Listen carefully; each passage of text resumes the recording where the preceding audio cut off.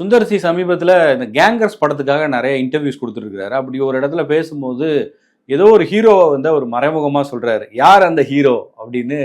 அது ஒரு பெரிய விவாதமாக மாறிடுச்சு. சுந்தர் சி சொன்ன அந்த கதாநாயகன் யார்? அதில் வந்து அவர் சொன்ன அந்த பாயிண்ட்லேயும் ஒரு ஒரு பெரிய ஹீரோ, ஆனால் அவருக்கு பெருசாக படமே இல்லாத டயத்தில் நான் ஒரு படம் வாய்ப்பு கொடுத்தேன். அந்த படம் ஹிட் ஆனதுக்கப்புறம் செகண்ட் படத்துலேயே அவர் ஆட்டிடியூடு காட்ட ஆரம்பிச்சிட்டாரு. நமக்கே இந்த நிலைமையா அப்படின்னு ஒன்று சொன்னார். ஹிட்டு கொடுத்த நமக்கே இந்த நிலைமையா அப்படின்னு சொல்லும்போது, அப்படி யார் என்ன ஏது சுந்தர்சி படத்தில் சுந்தர்சி ஹீரோ, அவர் யார் காமெடியான ஹீரோ, அவன் தான் அந்த இடத்துல ஹீரோ அப்படின்னு யோசிக்கும்போது 2 பேரும் மண்டையில் ஓடினாங்க. ஒன்று சித்தார்த்து, இன்னொன்று ஜீவா. சித்தார்த்து ஜீவாவா அப்படின்ற ஒரு கன்ஃபியூஷன்லேயே கொஞ்சம் நேரம் அப்படி அனலைஸ் பண்ணி பார்க்கும்போது ஜீவாவா இருக்கிறதுக்கு வாய்ப்புகள் ரொம்ப குறைவு. ஏன்னா இப்போ ஜீவா எடுத்துக்கங்க, கலகலப்பு 2 படத்துல தான் ஜீவா வந்து உள்ள வராரு. ஜீவாவுக்கும் அப்பெல்லாம் வந்து பெரிய படங்கள் அப்படின்லாம் கிடையாது. 2வது வந்து ஜீவா தமிழ்நாட்டை தாண்டி தெலுங்குல ஒரு படம் 2 படம் அவ்வளோதான் பண்ணியிருக்காரு. இந்த வெங்கட் பிரபு சார் படம் ஒன்று பண்ணியிருக்காரு, அப்புறம் ஒரு ஹிந்தி படம் இப்போ இதில் 83 படத்தில் ஒன்று பண்ணியிருக்காரு. அப்படி ஒன்றும் ஜீவா வந்து வெளியில தெரியக்கூடிய ஆள் கிடையாது. பெரிய ஹீரோ அப்படின்னு ஒன்று இருக்கு இல்லையா, அது தமிழ்நாட்டுக்குள்ளன்னு நம்ம வச்சுக்கோம். அண்ட் 2வது வந்து எனக்கு தெரிஞ்சு ஜீவா எங்கேயுமே ஆட்டிடியூடுன்னு சொல்லி பார்த்ததும் கிடையாது. அந்த மாதிரி ஓவராக பேசுவார், ஃபன்னியாக பேசுவார். ஆட்டிடியூடாக பேசுறதுங்கிறது வேற, ஃபன்னியாக பேசுறதுங்கிறது வேற. அவர் வந்து சும்மா ஜாலியாக பேசுவார். 2வது முடிஞ்ச உடனேவும் கலகலப்பு டீம் முடிஞ்ச அடுத்த செகண்டே வந்து அவர் இம்மிடியேட்டாக வந்து இப்போ இந்த காஃபி வித்து காதலா அந்த படத்தில் வந்து பண்ணியிருக்காரு. 3 ஹீரோ சப்ஜெக்டில். ஒருவேளை ஜீவா ஆட்டிடியூட் காமிச்சிருந்தா 3 ஹீரோ சப்ஜெக்டில் ஓகே சொல்லியிருக்க மாட்டார். அவரு இப்போதைக்கு ஒரு படம் ஒன்று சக்ஸஸ் கொடுத்தானோ, அது சுந்தர்சி படம் அப்படின்னும் போது ஒன்று பண்ணியானோ. ஸோ இவங்க லிஸ்ட்டுக்குள்ளே வர்றதுக்கு வாய்ப்பே கிடையாது. இந்த பக்கம் சித்தார்த்து எடுத்துக்குவோம். சித்தார்த்து மட்டும்தாங்க இதில் மணிசார்ட்டிருந்து வந்து ஆயுத எழுத்துல அசிஸ்டண்ட்டாக உள்ளே வந்ததுக்கப்புறம் அதுலேயே வந்து அவர் ஹீரோ அசிஸ்டண்ட்டு எல்லா வேலையும் பண்ணி ஒரே ஒரு படத்தில் வந்து ஓஹோன்னு ஆனவர். ஒரு பக்கம் அந்த பக்கம் ஹிந்தியில் அமீர் கான் ரங் தே வசந்தியில் ஒன்று பண்ணுறாரு, தெலுங்குல வந்து கையில் பிடிக்கவே முடியல, அப்படி ஒரு சூப்பர் டூப்பர் ஹீரோ ஆகிட்டார். சித்தார்த்து கால்ஷீட் கிடைக்குமாங்கிற அளவுக்கு வந்து ஓவராலாக எல்லா இடத்துலையுமே வந்து சக்ஸஸ்ஃபுல்லான ஒருத்தவர். சடனாக படமே இல்லை, படங்களும் பெருசாக போகலை. அந்த டயத்தில் தான் வந்து அவருமே ப்ரொடியூஸ் பண்ணி நிறைய படங்களும் ஓடலை.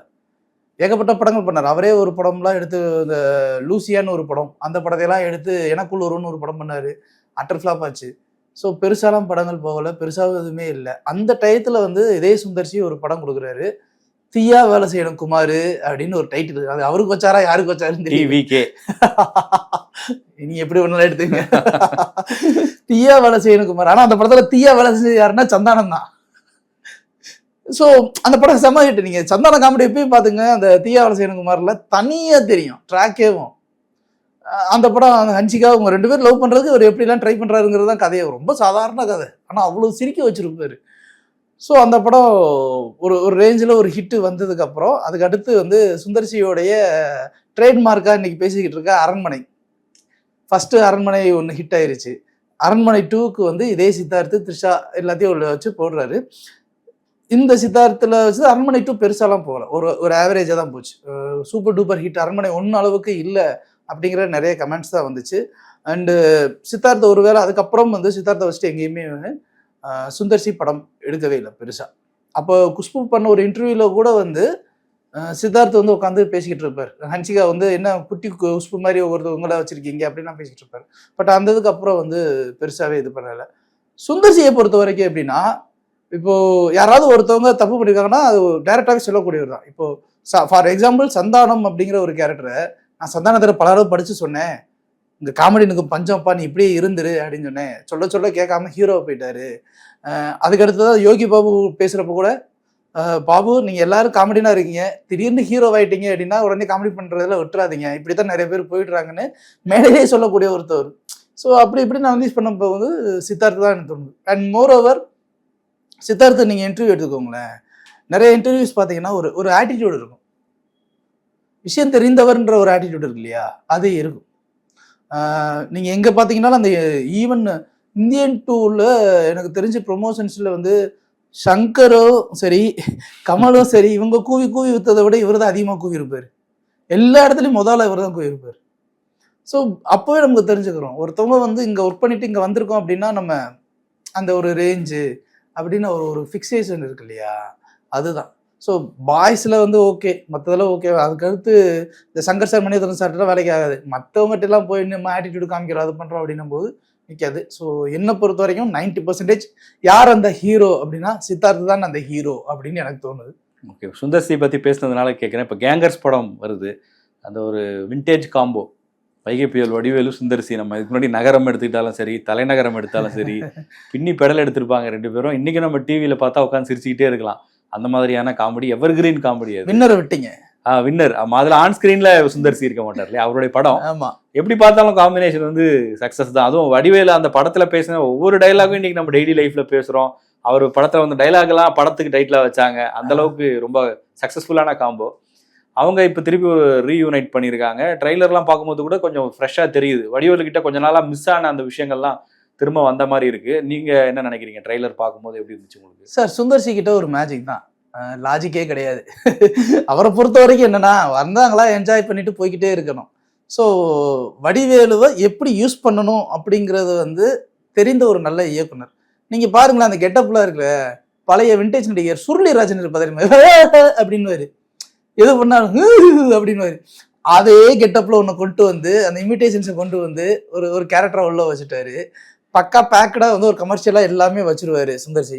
இப்போ இவங்க ரெண்டு பேரோட comedy combo. Already Sundar C படம்லாம் ஒரு காமெடி இருக்கும். இப்போ இது எல்லாத்தையும் தாண்டி வடிவேலு உள்ள வர்றாரு அப்படின்னா, எனக்கு தெரிஞ்சு இந்த கேங்ஸ் கிட்டானா மட்டும்தான் இது ஒரிஜினலாவே வடிவேலுக்கு வந்து ஒரு பெரிய கம்பேக்.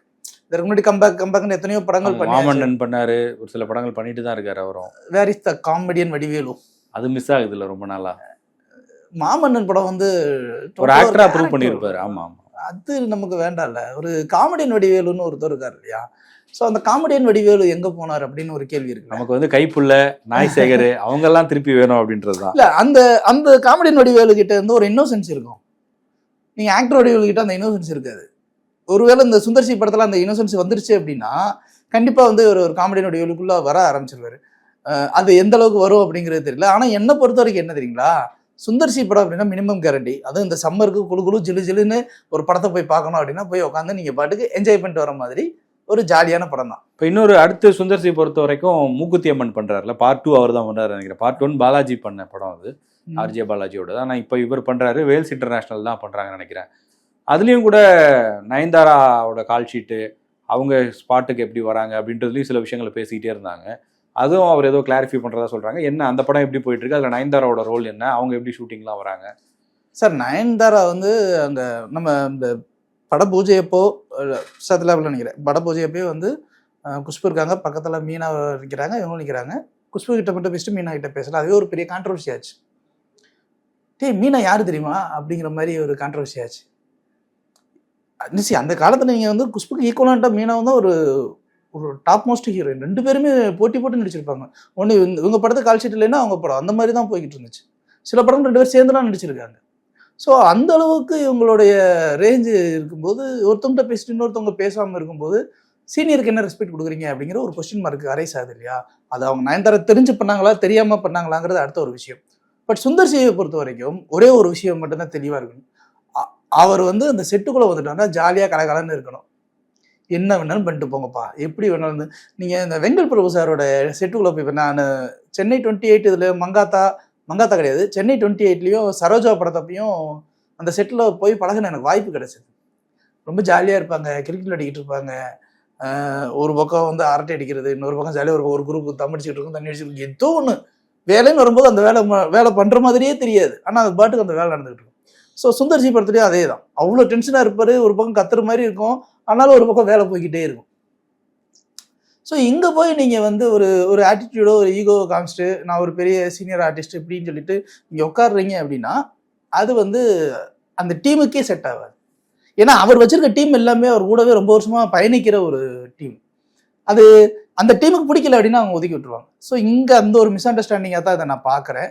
பட் இது வந்து அக்ரிமெண்ட் போட்டாச்சு. அக்ரிமெண்ட்டை மாற்றிக்கவும் முடியாது, பெரிய தொகையும் மாறிடுச்சு. பட் இப்போ ஈவன் சுந்தர்சியே நினச்சி இந்த ஆர்டிஸ்ட்டை மாற்றிட்டு வேறு ஆர்டிஸ்ட்டை போடலாம் அப்படிங்கிற அளவுக்கு முடியணும் அப்படின்னா அதோடைய அமௌண்ட்டுன்னு ஒன்று இருக்கு இல்லையா, அந்த அக்ரிமெண்ட் டெர்மினேஷன் ஒன்று இருக்கு இல்லையா, அதில் ஒரு பெரிய பிரச்சனை ஒன்று இருக்குது. ஆனால் அவருடைய சாய்ஸ் வந்து தமன்னா தான்.